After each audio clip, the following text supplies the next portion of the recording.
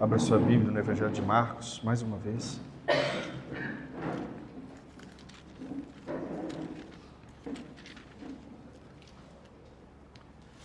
Capítulo de número 13. Marcos 13, verso de número 1.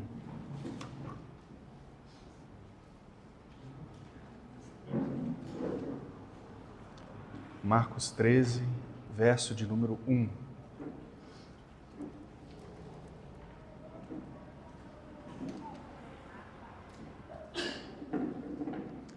Amém? Acompanhe comigo. Ao sair Jesus do templo, disse-lhe um de seus discípulos: Mestre, que pedras, que construções! Mas Jesus lhe disse: Vês essas grandes construções? Não ficará pedra sobre pedra que não seja derribada.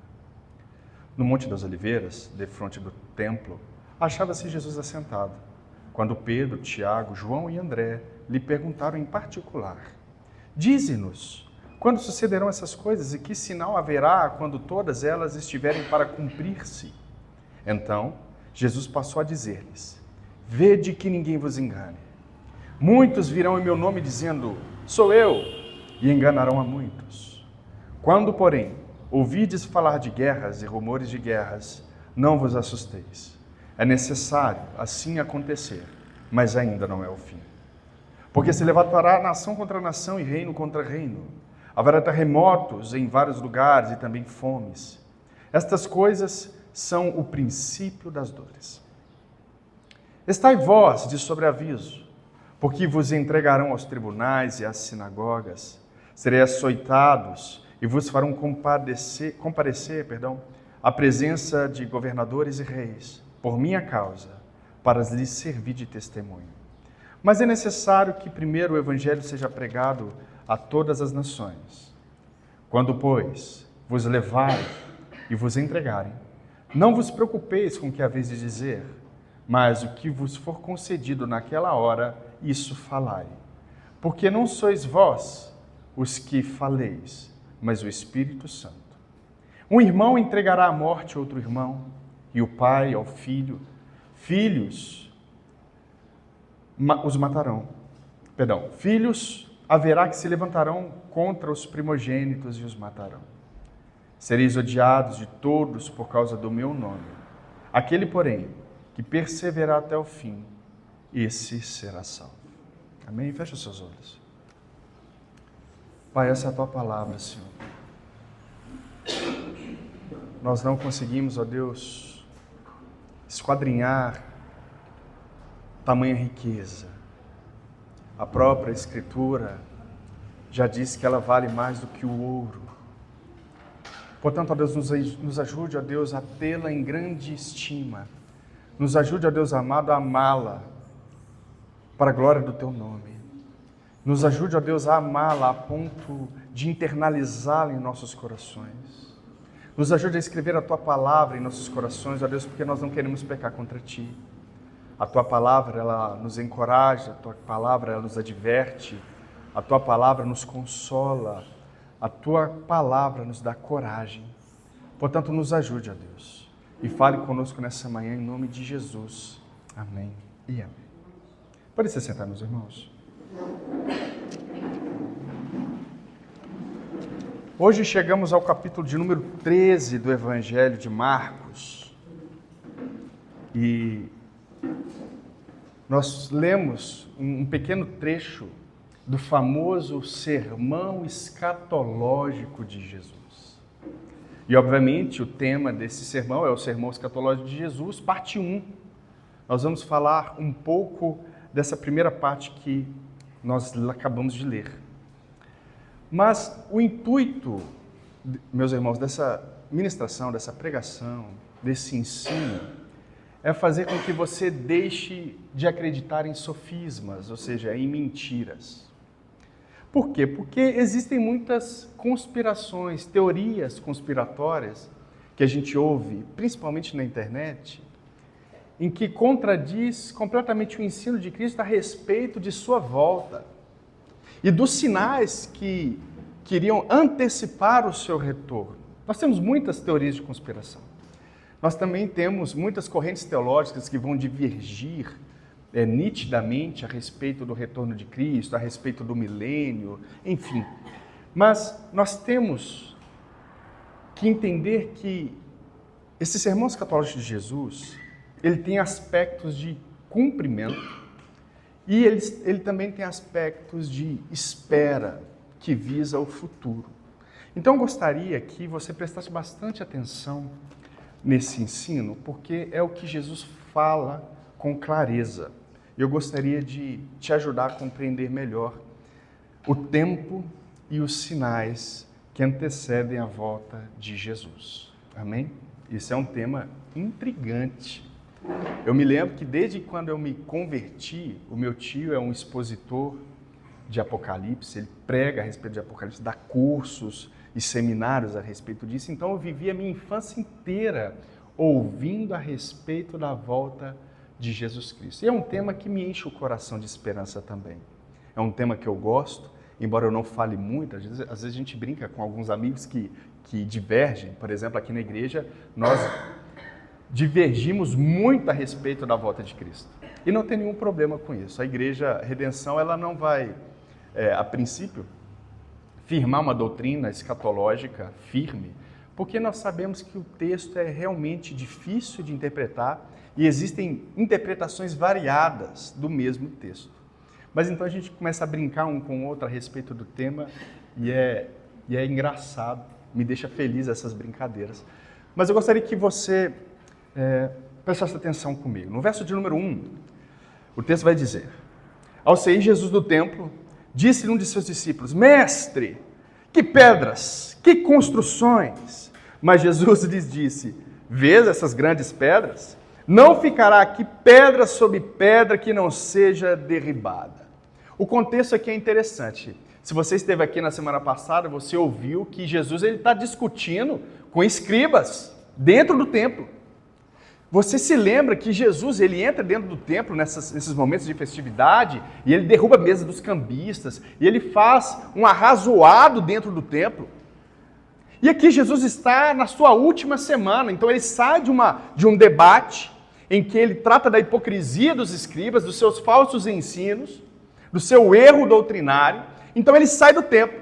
Quando ele sai do templo, acredito eu que os discípulos, percebendo a tensão que havia, como Jesus estava bem tenso ali, porque eram os últimos dias, imagino eu que os discípulos chegam para Jesus para quebrar o gelo, sabe? Jesus está muito nervoso. Jesus está brigando com escribas, daqui a pouco ele é morto. Então imagine a cena, Jesus com seus discípulos subindo para o monte, aí os seus discípulos olham para trás e falam: olha Jesus, o sol está batendo no templo, na região do templo. Aí os discípulos olham para Jesus e chamam a atenção de Jesus: Jesus, olha. Aí eu imagino Jesus olhando para trás e vendo os seus discípulos e o templo. Aí os discípulos dizem: veja Jesus, olha essas pedras, veja que construção maravilhosa que é esse templo. Só que Jesus parece que ele está carrancudo aqui. Jesus, ele não consegue ver a beleza do templo, aparentemente, é claro. Então ele olha para os seus discípulos e diz: vocês estão vendo essas construções? Tão grandes construções? Não ficará aqui pedra sobre pedra que não seja derribada. Vocês estão vendo essas construções? Contexto histórico importante, meu irmão, para que você entenda. Esse templo começou a ser construído no ano 19 a.C. por Herodes o Grande. E ele começa a construção desse templo com uma beleza estonteante. As pedras que são colocadas são mármores. Ela é enfeitada e adornada com ouro. Portanto, quando os discípulos chamam a atenção de Jesus e esses olham para o templo, qual que é a cena que eles veem? Eles veem o sol lançando seus raios ultravioletas sobre o templo, e este, por ter mármores e ouro, refletem a luz do sol. Alguns dizem, Flávio José vai dizer que quando o sol, em determinado horário, batia no templo e refletia nas montanhas, as montanhas pareciam alvas, brancas, porque refletia o templo. Isso, com certeza, era uma visão estonteante, realmente. Realmente, o templo era uma coisa belíssima, que estava acima de muitas construções. E no final do século XIX, para os irmãos que gostam de uma teoriazinha da conspiração aí, eles descobriram uma pedra que ficava entre os alicerces de 600 toneladas. Por que eu estou dizendo isso? Porque muitos irmãos, eu sou alvo disso. Alguns irmãos chegam para mim e falam assim, olha só, João, veja essas pirâmides do Egito aqui. Como que esses homens empilharam grandes pedras com esse peso todo? Deixa eu te dizer, meu irmão, o templo tinha pedras enormes. E uma delas apenas tinha 600 toneladas. Como que os homens colocaram uma pedra de 600 toneladas nesse lugar? Não sabemos. Mas uma coisa eu sei, meu irmão. Não foi ET nenhum. Não foi um anjo de 5 metros de altura, poderoso, que começou a empilhar as pedras. Não foi. Foram os arquitetos de Herodes. Foi a sabedoria dada por Deus ao homem. Como eles fizeram isso? Eu não sei. E isso também não é importante. O que é importante é que esse edifício, essa construção realmente era belíssima. Aí Jesus chega e frustra a beleza do templo. Vês essas construções? Não ficará pedra sobre pedra que não seja derribada. Jesus diz uma assombrosa profecia aterrorizante aos judeus. Não existe possibilidade alguma de arrependimento aqui. Não existe uma causa condicional, ou seja, olha, se vocês se arrependerem, eu não vou destruir o templo. Não existe essa condicional. É um fato. Jesus está dizendo, não importa o que aconteça, esse templo vai cair. Não ficará aqui pedra sobre pedra. Não ficará. Contexto histórico. Jerusalém já foi saqueada e o templo queimado e destruído no ano 70 por Tito, o general romano. No ano 70, essa profecia que Jesus diz, que é irrevogável, acontece no ano 70. E por que não fica pedra sobre pedra? Eu te explico. Você lembra desse mármore lindo, adornado com ouro e pedras preciosas? Eles botaram fogo lá dentro. O templo, no Santo dos Santos, eu não sei se você vai se lembrar, mas era tudo cheio de ouro ali. Botaram fogo dentro do templo, aquele lugar pegou fogo, ele aqueceu tanto que o ouro derreteu. Derretendo o ouro, ele começa a derramar entre as frestas das grandes pedras. Quando o ouro apaga, o que os homens fazem? Derrubam todas as pedras para pegar o ouro que ali estava derretido. Não ficou pedra sobre pedra. Tudo foi saqueado. É claro que existem outras teorias da conspiração dizendo que a Arca da Aliança foi tirada dali, antes disso, o candelabro, mas isso não tem comprovação nenhuma. Fato é que o templo ele foi destruído e a profecia que Jesus acabou de dar aos seus discípulos se cumpre nesse ano. O ouro derrete e ele é saqueado. Verso de número 3. No Monte das Oliveiras, de frente do templo, achava-se Jesus assentado quando Pedro, Tiago, João e André lhe perguntaram em particular, dize-nos quando sucederão essas coisas e que sinal haverá quando todas elas estiverem para se cumprir. Qual que é o ponto aqui? 2 pontos importantíssimos. O primeiro, quando? Os discípulos chegam para Jesus e perguntam, quando? O que isso quer dizer? Isso pressupõe hora, isso pressupõe data, isso inclui o tempo. Quando é que o templo será derrubado, Jesus? Essa é a primeira pergunta. A segunda pergunta, e que sinal haverá quando todas elas estiverem para se cumprir? Ou seja, quais são os sinais que vão antevir a demolição do templo, desse grande templo? Ou seja, eles estão querendo marcas que antecederão a destruição do templo. Os discípulos querem ser avisados de antemão para se prepararem para esse dia. Aí no versículo de número 5, Jesus então passa a dizer-lhes, vede que ninguém vos engane. Primeiro sinal, antes que isso aconteça, antes que o templo seja destruído, muitos virão em meu nome dizendo, sou eu. e enganarão a muitos. Então, o primeiro sinal que Jesus dá, atenção, muitos falsos cristos se levantarão. E o que é um falso Cristo, meu irmão? Não é alguém dizendo, eu sou Jesus de Nazaré. Não é essa pessoa. Um falso Cristo, meu irmão, não é o Henri Cristo. Você se lembra do Henri Cristo? Meu pai diz. Não é, isso é loucura. Esse homem tinha que estar internado. Há um tempo atrás, ele estaria lá no Beto Mene, no hospital de louco. Isso é loucura. Ninguém acreditaria nisso. Os discípulos viram a face do Cristo, ressurreto. Eles viram. Então não se trata de alguém chegar para você e dizer, eu sou Jesus de Nazaré, eu voltei. Não é isso. O texto quer dizer que muitos virão dizendo, eu sou o Cristo. E aqui se encontra o engano. Um falso Cristo é aquele que reivindica a unção de Messias, a unção de escolhido por Deus, a unção de Salvador de Israel e do mundo. Atenção para isso. Porque muitos se levantam dizendo, eu sou o ungido, eu sou o Messias, eu sou o Cristo, eu sou o enviado por Deus. É aqui que se encontra o ponto principal. Muitos virão dizendo, sou eu o Cristo, o Messias, e enganarão a muitos. Muitos têm se levantado. Na época de Jesus, falando de um contexto histórico, depois da morte e ascensão de Cristo, muitos se levantaram dizendo ser o Messias. Porque, obviamente, Israel não recebe Jesus como Messias. Amém? Portanto, muitos se levantaram dizendo, sou eu o Cristo. Teudas foi um deles. Judas, o Galileu, foi o segundo. Simão, filho de Georas, fora o terceiro.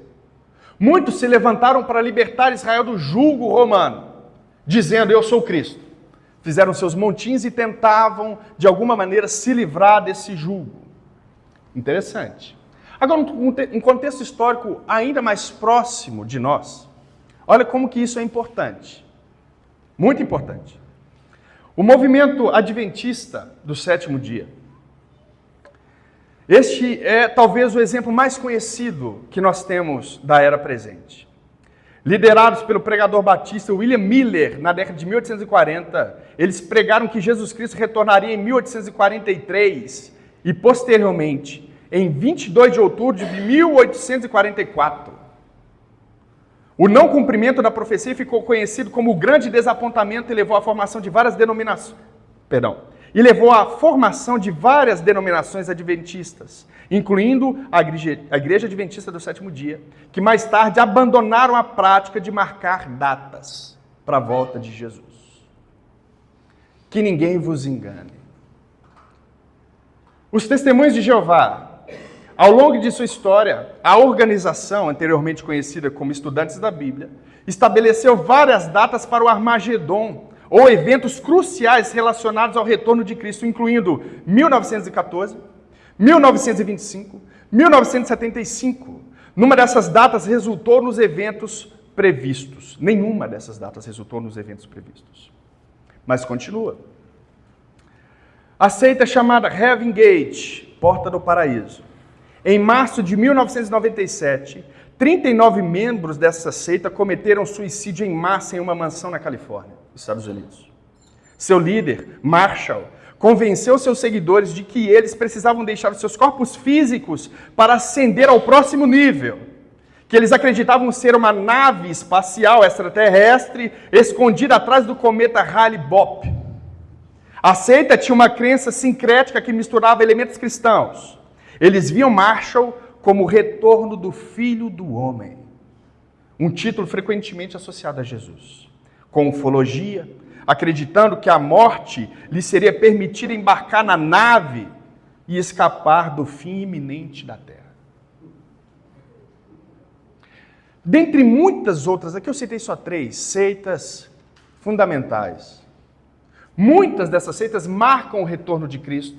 Outras acreditam que o Cristo já está aqui e, obviamente, é o seu líder principal. E esse líder faz esse povo de gato e sapato, inclusive levando à morte de 39 pessoas neste caso específico. Que ninguém te engane, meu irmão. Existem sinais claros que na qual Jesus nos advertiu. Que ninguém vos engane. Muitos virão dizendo, sou eu. Mas não se assustem com isso. Esse é o primeiro sinal.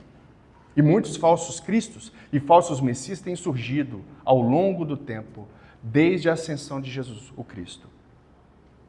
Verso de número 7. Porém, atenção, quando ouvires falar de guerras e rumores de guerras, não vos assusteis. É necessário assim acontecer, mas ainda não é o fim. Porque se levantará nação contra nação e reino contra reino. Haverá terremotos em vários lugares e também fomes. Estas coisas são o princípio das dores. Olha o que Jesus diz. Quando ouvires falar de guerras e rumores de guerras, não vos assusteis. Sabe quando acontece guerra, meu irmão? No mundo? Desde que o mundo é mundo. Guerras e rumores de guerras acontecem o tempo inteiro. E a partir de Jesus Cristo, já tem 2000 anos que isso acontece o tempo inteiro. O que Jesus faz? O que ele ensina? Está vendo a guerra aí? Está vendo a guerra na Ucrânia, João? Está vendo a Rússia? Pois é, João. Não se assuste com isso, não. É isso que Jesus está dizendo. Não se assuste com isso. Por que eu estou dizendo isso, meu irmão? Porque muitos vão olhar para esses fatos, para esses sinais e vão dizer, olha o fim aí. Aí o que Jesus está dizendo aqui? Não se assuste com isso, não. Não vos assusteis com isso. Por quê? Ainda não é o fim. Final do verso 7. Não é o fim. O fim aqui, meu irmão, é a consumação do século. Ainda não é o fim. Está vendo a guerra? Está vendo o rumor de guerra? Está vendo isso acontecendo? Pois bem, não é o fim. Está vendo os terremotos acontecendo aí? Está vendo fome para todo lado? Entenda, não é o fim. Está escrito. Por que eu falo isso com tanta força aqui, meu irmão? Porque eu não quero que você seja enganado. Eu não quero que você perceba esses sinais e venda tudo que você tem. Não, Jesus está voltando, vou vender tudo que eu tenho aqui. Aí Jesus está dizendo assim, ó, não é o fim. Não se assuste com isso, isso vai acontecer e é necessário que isso aconteça. Mas não é o fim. Não é. Verso de número 9. Estais vós de sobreaviso, porque vos entregarão aos tribunais e às sinagogas. Sereis açoitados e vos farão comparecer à presença de governadores e reis, por minha causa, para lhes servir de testemunho. Depois desse período, o terceiro sinal. Primeiro, muitos virão dizendo eu sou Cristo. Segundo, haverá guerra, rumores de guerras, fomes e... Como? Olha, terremoto. Obrigado, viu, Tony? Isso quer dizer que você está prestando atenção. Parabéns. Viu? Então a gente percebe que o terceiro sinal é: vocês serão perseguidos. Vos entregarão aos tribunais e às sinagogas. Sereis açoitados. Agora percebam uma coisa, irmãos. A advertência aqui não é feita para que os crentes consigam escapar dessas perseguições. Atenção para isso. Mas para que se preparem para elas. Os discípulos, eles foram perseguidos. Jesus está falando para os discípulos aqui. Eles foram perseguidos. Houve rumores de guerras. No tempo dos discípulos, muitos falsos cristos se levantaram. Fomes aconteceram. Terremotos aconteceram. Mas eles estavam avisados. A perseguição, logo no início da igreja, se expande. Paulo, o apóstolo, foi um desses perseguidores. O início da igreja, eles sofrem muito com isso também, logo de cara. O texto continua dizendo, e vos farão comparecer à presença de governadores e reis. O próprio apóstolo Paulo é um exemplo clássico disso. Quando ele estava indo para Jerusalém, sabendo que ia ser preso, um profeta é tomado e começa a profetizar. Olha, assim acontecerá com o cinto, com quem é dono desse cinto aqui. Farão isso aqui com você, te amarrarão e tal. Aí as pessoas começam a chorar e começam a falar com Paulo, não, Paulo, não vai não. Não vai para Jerusalém, não. Não, fica aqui. Não vai para outro lugar. Aí o que acontece? Paulo diz, olha, não me entristeçam. Eu sei que eu vou padecer por isso. Mas é isso que eu quero. Ele está indo, meu irmão, rumo à morte. Ele não está fugindo dela. Ele está concluindo a sua missão. Se é morrer que eu tenho que ir, para concluir a missão, é morrendo? Assim será. E nós conhecemos o caso. Ele é preso, ele é primeiro açoitado na sinagoga, quase matam ele de tanto bater. Os soldados romanos vêm, tiram ele daquele montim e prendem ele. Ele começa a falar para o seu povo não ouve, ele começa então a pregar para grandes líderes mundiais, governadores e reis. Exatamente, ele está cumprindo exatamente o que Jesus disse. E farão comparecer à presença de governantes e reis. E Paulo esteve diante dessas muitas autoridades. Isso aconteceu no passado, e isso acontece ainda hoje. Embora não no Brasil, de forma camuflada, mas em outros países isso acontece de maneira clara. Então, esse aspecto do sermão escatológico de Jesus, essa primeira parte, diz respeito a algo que já aconteceu no passado, está acontecendo e acontecerá. Por quê? Porque isso aqui são dores de parto. São as primeiras contrações. E essas contrações acontecem e acontecerão. Acontecem em todo o período da história e acontecerá até a volta de Jesus Cristo. As contrações, as dores, essas perseguições que na qual Jesus está dizendo aqui. Aconteceu, acontece e acontecerá até o seu retorno. Mas Jesus vai dizer, isso vai acontecer por causa de mim, por minha causa, para lhe servir de testemunho. Não só Paulo, mas como muitos outros crentes em Jesus Cristo padeceram perseguição. Muitos outros ficaram diante de governadores, mas não só isso, ficaram diante de bestas também, de feras. Foram mortos por animais selvagens. Outros foram pendurados em cruzes e morreram queimados. Outros foram torturados e esticados até se romperem os seus membros. Outros foram cruelmente mortos.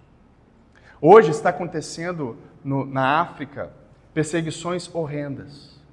Homens idosos estão sendo empurrados a uma grande tocha, um grande buraco com fogo, e eles morrem queimados lá dentro. Por quê? Porque Jesus disse que isso aconteceria. Isso aconteceu. Verso de número 10. Mas é necessário que primeiro o evangelho seja pregado a todas as nações. O que esse texto quer dizer? Quer dizer, meus irmãos, que nós percebemos que, embora aconteça tempos de perseguição e angústia, um primeiro ponto importante, também temos tempos de graça e evangelização por toda a terra. Está vendo essas perseguições? Está vendo esses sinais? Pois bem, isso não quer dizer e não anula a graça, o amor, a misericórdia, a benignidade de nosso Senhor. O Evangelho continua se espalhando, apesar da morte dos mártires. O Evangelho continua crescendo para a glória de nosso Senhor. E você tem alegria, não tem? Pois bem, glória a Deus por isso. Mas chegará um tempo em que as coisas vão começar a esquentar um pouco, em que você precisará se lembrar destes momentos e entender que não é o fim. É necessário que essas coisas aconteçam. Só que os sinais não param por aí. Verso de número 11. Quando, pois, vos levarem e vos entregarem, não vos preocupeis com o que haveis de dizer, mas o que vos for concedido naquela hora, isso falai. Porque não sois vós os que falais, mas o Espírito Santo. Então, o primeiro ponto aqui. Não vos preocupeis com o que haveis de dizer quando vocês estiverem diante desses líderes. Vocês não precisam ficar ansiosos. Vocês não precisam ficar preocupados com o que dizer, porque no exato momento, Deus falará através de vocês. Porque não sois vós quem falais, mas o Espírito Santo. O que isso quer dizer? Por que Jesus nos manda não nos preocuparmos com o que nós vamos falar? Porque Ele está no controle de tudo. Nada foge ao seu controle. O que Ele está falando aqui, o que Ele está profetizando aqui, é o que está em seu controle. É Ele que está ditando as regras. É Ele que está traçando a linha da história. É Ele que está movimentando o cosmos. É Ele que falará, porque é Ele que está no controle. E Ele falará por nós. Não fique ansioso por causa disso. Aí entra mais um ponto, mais um sinal importante. E esse talvez seja um sinal extremamente doloroso. O sinal é: um irmão entregará à morte outro irmão. O pai, o filho. Filhos haverá que se levantarão contra os progenitores e os matarão. Olha que interessante. A perseguição, segundo Jesus, vai acontecer primeiro dentro da sua própria casa. Seu pai não é crente, não? Pois é. Seu filho não é crente, não? Pois é. Acontecerá que os nossos familiares nos entregarão à morte. Você pode tentar fugir, mas seu filho vai te entregar. Seu pai vai te entregar. Jesus disse em Mateus capítulo número 10, verso 34 a 36. Não penseis que vim trazer paz à guerra. Não vim trazer paz, mas espada. Pois vim causar divisão entre o homem e seu pai, entre a filha e sua mãe, e entre a nora e sua sogra. Assim os inimigos do homem serão os da sua própria casa. E por que isso acontece? Porque você é crente. E os seus familiares não. Simples. Aí você acha que eles vão guardar você quando o anticristo começar a perseguir os cristãos? Oferecendo dinheiro, oferecendo riqueza. O olhar cultural do nosso tempo é voltado para o materialismo. Esse homem, o falso Cristo, poderá, é uma suposição, causar dentre o mundo grande fome. Ninguém vai ter dinheiro para nada. Ele vai colocar todo mundo em extrema necessidade. Aí ele vai começar a oferecer dinheiro, possivelmente. Entrega seu pai. O problema do mundo é o cristianismo. Entrega seu pai. Vou te dar aqui R$1.000.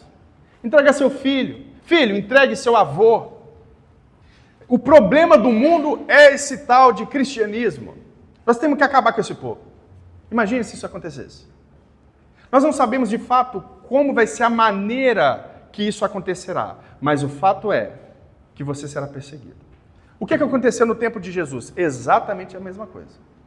Os inimigos dos apóstolos, dos discípulos de Jesus, eram os de dentro da sua própria casa. Eles começaram a denunciar os seus próprios parentes, a serem mortos pelo império e torturados por ele, como eu disse aqui. Acontecerá a mesma coisa, porque aconteceu, está acontecendo e acontecerá. Isso vai acontecer. Tudo isso acontecerá por causa do amor. Nós não falamos na semana passada de amor? O problema de não amar a Deus acima de todas as coisas, ao próximo como a nós mesmos, que foi a resposta que Jesus deu àquele escriba. Por que nos perseguirão? Por causa do amor.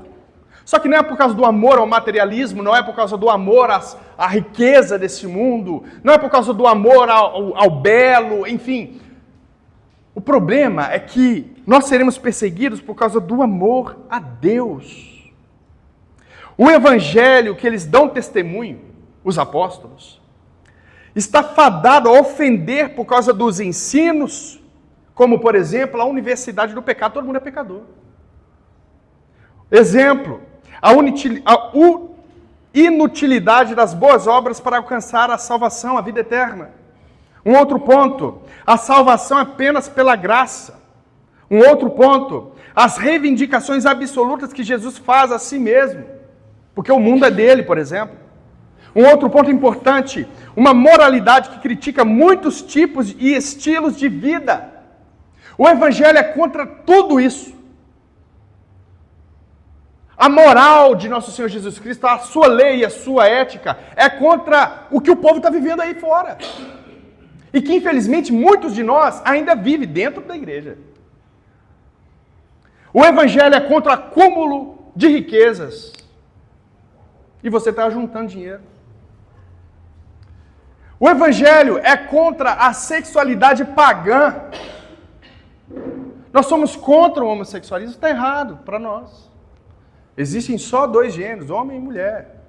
Acabou. Não tem mais coisa, não. O que são essas outras coisas, essas outras vontades, então? Obras do pecado. Você nasceu em pecado. Você vai inclinar para alguma coisa, para algum pecado. E é isso. Por que nós seremos perseguidos? Porque a gente está falando que existe só homem e mulher. Não existe uma outra coisa. Nós seremos perseguidos porque a gente é contra a corrupção deste mundo. É por isso que nós seremos perseguidos. E sereis odiados, verso 13, por todos, por causa do meu nome. Aquele, porém, que perseverar até o fim, esse será salvo. Atenção agora. Nós seremos odiados por todos. Primeiro, pelos da nossa própria família. Segundo, por todos aqueles que nos rodeiam. Amigos, parentes, vizinhos. Nós seremos perseguidos por todos, assim como os apóstolos o foram, assim como os discípulos o foram. Existe aqui uma extensão da perseguição. Todos aqueles que te conhecem como cristão irão te perseguir um dia. Todos. Mas Jesus diz, aquele que perseverar até o fim, este será salvo. A perseverança que é vista como um sinal da obra salvadora de Jesus Cristo. Não um fruto do merecimento, da boa obra de se manter firme. Mas ao contrário, a firmeza, a perseverança é o resultado de uma obra salvadora e santificadora interior de cada cristão. Agora, para aplicações finais. Sabe a casa que você tem edificado, construído, depositado seu dinheiro, toda a sua esperança na felicidade? Agora sim, uma casa dos sonhos. Assim como os discípulos olharam para esse templo, adornado com ouro e pedras preciosas, da mesma maneira, meu querido irmão, Jesus olha para essa sua casa e te diz que ela vai ruir. Que é isso, pastor? Você está falando que eu não posso construir casa ou fazer as coisas do meu jeito? Não, meu irmão. Eu estou dizendo para você não colocar a sua esperança, a esperança da sua felicidade, a sua salvação nessas coisas. É isso que eu estou dizendo. Você não pode colocar a sua alegria nessas coisas, porque elas vão ruir. O reino que você precisa edificar e construir é o reino do Senhor Jesus Cristo, não o seu. Só que acontece que muitos de nós estão edificando, construindo o reino para nós mesmos. Egoísmo. A beleza da sua casa vai acabar um dia, meu irmão. Tudo vai passar. Todas as coisas vão passar. A beleza vai passar. Como os discípulos olharam e foram repreendidos por Jesus, tudo vai passar. Deixa eu abrir um parêntese aqui. Não quer dizer que você deva viver à mercê, sem construir nada, sem fazer nada, sem trabalhar, sem... Não quer dizer isso. Não quer dizer, João, então eu não vou comprar meu carro, eu estou juntando um dinheirinho para comprar o carro, então eu não vou comprar porque vai passar, não vou comprar minha casa. Eu comprei a minha, financei em 30 anos, nem é minha ainda, né? É do governo ainda. E eu acho que será, eternamente. Que é imposto que não acaba mais, não tem nada seu, você vai pagando. É um aluguel que você vai pagando ali todo ano, né? Mas enfim, não quer dizer que você não deva construir, realizar os seus sonhos, entre aspas. Acontece, meu irmão, que se você estiver vivendo uma vida só para isso, você tem um ídolo enorme dentro do seu coração. E eu quero que você saiba que essas coisas vão acabar. Assim como o templo acabou, a sua casa vai acabar também. Porque Jesus vai fazer nova todas as coisas. Então o tempo, a energia, o cansaço, a intelectualidade que você está gastando disso, cuidado, existe um limite para isso. Depois você está aí cheio de ansiedade, aí você não consegue fazer do jeito que você quer, você entra em depressão. Aí é uma ladeira abaixo. É um buraco buscando outro buraco. Mas você não pode colocar o seu amor nessas coisas. Não pode. Tudo vai passar. Esse é o primeiro ponto da aplicação. Segundo ponto. Cuidado com os falsos messias. Cuidado com os falsos políticos. Ou qualquer personalidade na qual você cria expectativas salvadoras. Às vezes você tem um coração tão voltado ao ganho, ao dinheiro, que você vai escolher lá um coach para salvar a sua vida. Aí ele está dando um curso de 20 mil reais, mas que vai mudar completamente a sua vida. Só que você não tem dinheiro, você vai lá se endivida, pega emprestado, pega um pouco um aqui, outro ali. Cuidado com os falsos messias que espalham alegrias por aí, meu irmão. salvação financeira, cuidado com o falso Messias, salvação física, cuidado com o falso Messias, que fala que vai mudar o seu corpo, que fala que vai te dar longevidade, que fala que se você comer isso aqui ou aquilo ali, você vai viver 100 anos a mais. Cuidado com o falso Messias. Quem preserva a sua vida é o Cristo. Ele é o Senhor de todas as coisas. Quem te dá de comer, quem abre porta de emprego, quem te dá dinheiro, é o Cristo. Ele é o Senhor das dádivas. É Ele que abençoa o seu povo. E este sem fazer absolutamente nada. É Ele que preserva. Lembrem-se do Êxodo, onde a sandália no pé não apodrecia, onde as vestes não se deterioravam. O nosso Senhor é poderoso suficientemente para fazer com que você seja preservado em todos os sentidos, comendo maná, bebendo água, não precisa de mais nada. Quem te nutre é Deus, você não precisa de carne. Embora os irmãos tenham feito um churrasquinho ontem, mas nem só de churrasco vive o homem, tá, irmão? Mas de toda palavra que procede da boca de Deus vive o homem. E aqui se encontra a sabedoria. Por quê? Porque o nosso Deus pode te nutrir de maneira completa, fazendo com que você beba pão, beba água e coma pão. Ponto final. A roupa que você tanto se preocupa, Deus pode fazer com que ela permaneça intacta durante 50 anos, ou pegando o exemplo do Êxodo, 40.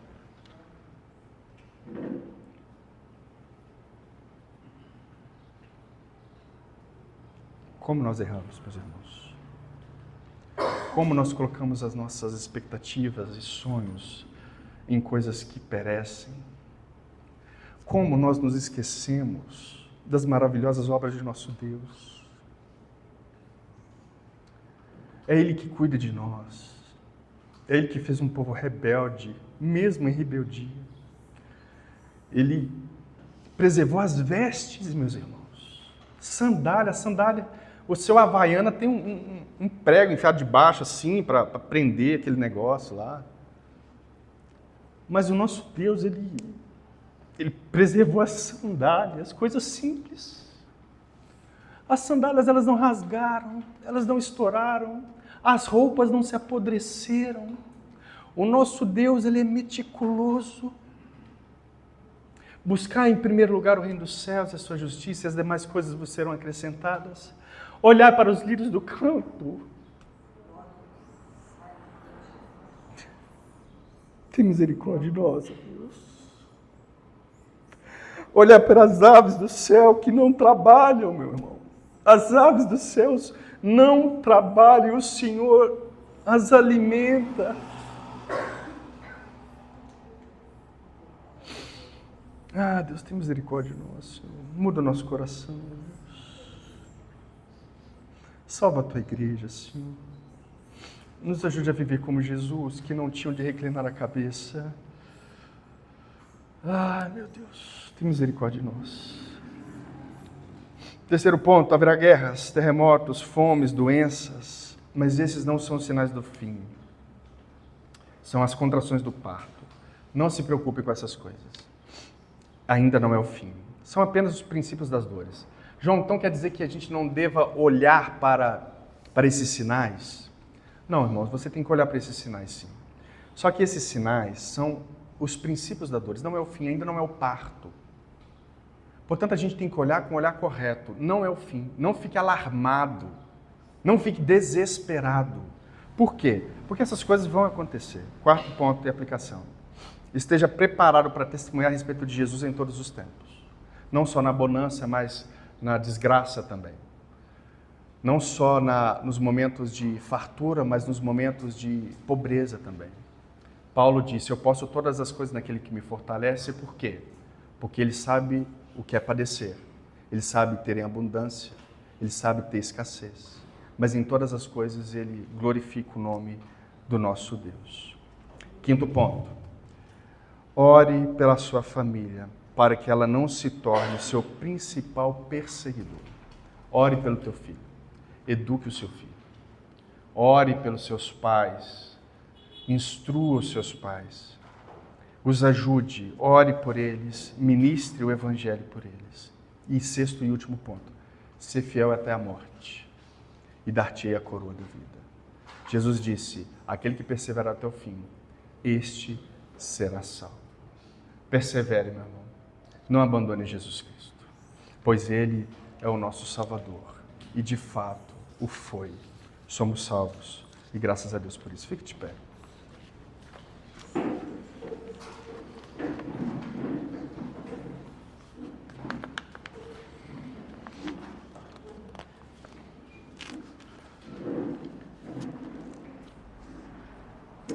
Feche os seus olhos. Pai, nos ajude, ó Deus, a olhar para as coisas como coisas, não como Deus. Nos ajude a olhar, ó Deus, pela Tua criação, com o olhar correto. Nos ajude a ver as grandes construções na qual o Senhor nos concedeu produzir, construir, como nossas casas, lares, negócios, como negócios. Não nos deixe fazer dessas coisas um Deus em nosso coração. Porque nós sabemos, ó Deus, que todas essas coisas vão passar. Nós sabemos que elas vão ruir. O Senhor fará nova todas as coisas. Portanto, nos ajude, ó Deus, em nome de Jesus, a amar essas coisas como coisas e não como Deus. Nos ajude, ó Deus amado, também a entender esses sinais, os sinais da Tua volta. Identificá-los como eles de fato são, pois não são o fim. Nós não queremos, ó Deus, crer em um falso Messias e viver, ó Deus, louco, pensando que o Senhor um dia voltou ou que o Senhor já está presente, porque muitos falsos cristos virão em Teu nome dizendo, sou eu. Meu Pai querido, nós não queremos ter outros messias, nós não queremos, ó Deus, ter coaches que vão resolver o nosso problema de dinheiro, nós não queremos ter, ó Deus, coaches físicos, biológicos, que irão resolver o nosso problema de longevidade. Nós queremos, ó Deus, depositar toda a nossa fé e esperança no Senhor, porque é o Senhor que nos garante a vida, é o Senhor que nos preserva a vida. Nos ajude, ó Deus. Nos ajude a olhar para esse cenário de guerra e rumor de guerra com uma expectativa correta, em nome de Jesus, sabendo e crendo que não é o fim. Meu Pai, nos ajude a compreender essas coisas, nos ajude a olhar para esses sinais com a maneira correta.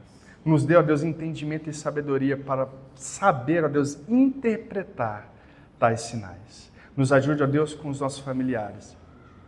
Tua palavra diz que eles nos perseguiriam. E isso de fato vai acontecer. Que o Senhor possa salvá-los. Que o Senhor, Deus, possa libertá-los da opressão de Satanás. Tirar, Deus, deles essa cegueira que Satanás o colocou. Tirar os tampões de seus ouvidos. Porque nós não queremos ser traídos pelos nossos familiares, ó Deus. Nós queremos que o Senhor os salve. Nós queremos, ó Deus, que eles juntamente conosco caminhem, negando a nós mesmos, carregando a cruz e seguindo o Senhor. Abençoa os nossos filhos, ó Deus, porque nós sabemos aqueles pequenos que não são convertidos, que não amam o Senhor como deveriam. Nos ajude, ó Deus, a educá-los, a instruí-los, a colocá-los no caminho correto para que eles venham amar ao Senhor acima de todas as coisas, para que no devido tempo, ó Deus, o Senhor possa despertá-los. Desperte os eleitos, ó Deus. Desperte-os em nome de Jesus Cristo, para a glória do Teu santo e bondoso nome. Nos ajude, ó Deus, em todas essas coisas, em nome de Jesus. Amém. Erga os seus braços. Que a graça de nosso Senhor Jesus Cristo, que o amor de Deus, o nosso Pai, as duas consolações do Espírito sejam com cada um de nós. Em nome de Jesus. Vão em paz, que Deus os abençoe, em nome de Jesus.